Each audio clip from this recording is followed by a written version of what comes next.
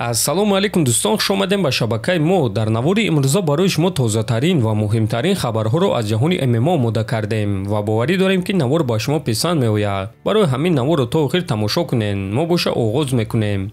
Дӯстон, акнун шумо метавонед аз ширкати Шифофармо ҳама намуд доруҳои гиёҳиро бо нархи арзон ва сифати олӣ дастрас кунед. Доруҳо барои хароб ва фарбешавӣ, дарди дил, дарди меъда, пастаҳо барои хунукзадагӣ, барои қавӣ кардани мардонагӣ, барои шахсоне ки фарзанд ёфта наметавонанд, равғани усма, хилба, равғани сиёҳдона барои ҳамаи дардҳо, шампунҳои гиёҳӣ. Худи ҳозир ба номерҳои дар рӯи экран буда занг зада доруҳои даркории худро бо нархи арзон дастрас кунед ва ҳатман аз номи канали Паҳлавон гап занед. Ҳамин гуна шумо ҳам доруҳои даркории худро дастрас мекунед ва ҳам канали моро дастгирӣ мекунед. шаби гузашта аввалин муҳорибаи рӯбарӯи Тайсон Фюри ва Фрэнсис Нгану баргузор гардид. биёед тамошо мекунем.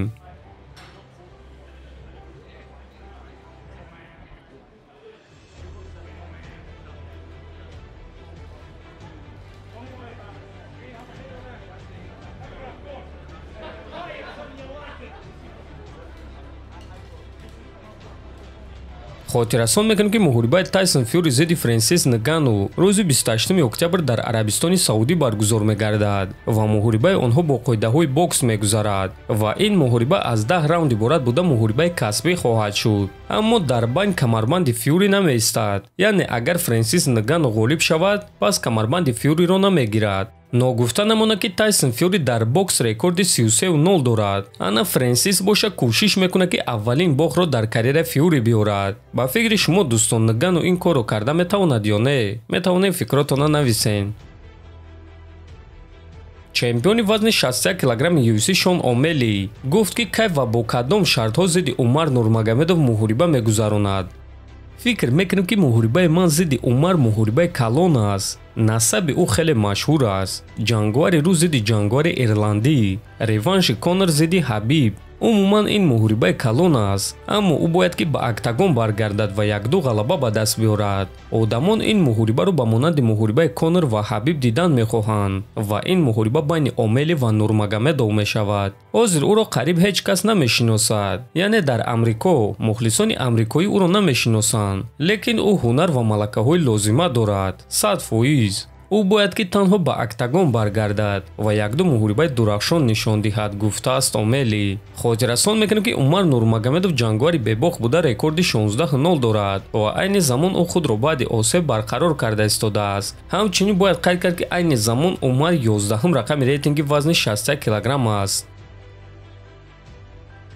имрӯз маросими вазнкашӣ ва муҳорибаи рӯбарӯи чемпиони ташкилоти Ring of Combat дар вазни ним сабук яъне 66 килограмм варзишгари тоҷик Некрӯз Мирхоҷаев ва довталаб Кристиан Лопес баргузор гардид.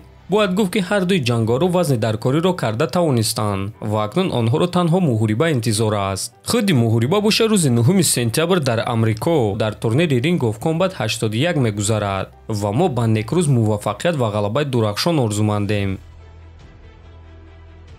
чанд соат пеш яке аз варзигарони машҳури тоҷик Муин Ғафуров дар саҳифаи инстаграми худ ана ҳамин акси худро гузошта навишт ки хабарҳои хуб иншааллоҳ ва агар мо акси мондаи ӯро ба назар гирем, пас фаҳмида мешавад ки корҳои Муин оиди муҳорибаҳо хуб шуд. хотиррасон мекунем ки Муин Ғафуров бояд ки рӯзи 2 сентябр дар турнири UFC Fight Night дар Париж зидди варзигари франсуз Тейлор Лапилус меҷангид, аммо ба Муин визаашро саривақт надоданд ва ӯ ба Фаронса сафар карда натавонист. аз ҳамин сабаб ба ҷои ӯ ба ин муҳориба каволан лафрам баромад. акнун аз ин суханҳои Муин фаҳмида мешавад ки корҳои ӯ хуб ба анҷом расиданд ва шояд ки ба наздикӣ муҳорибаи навбатии ӯро эълон кунанд.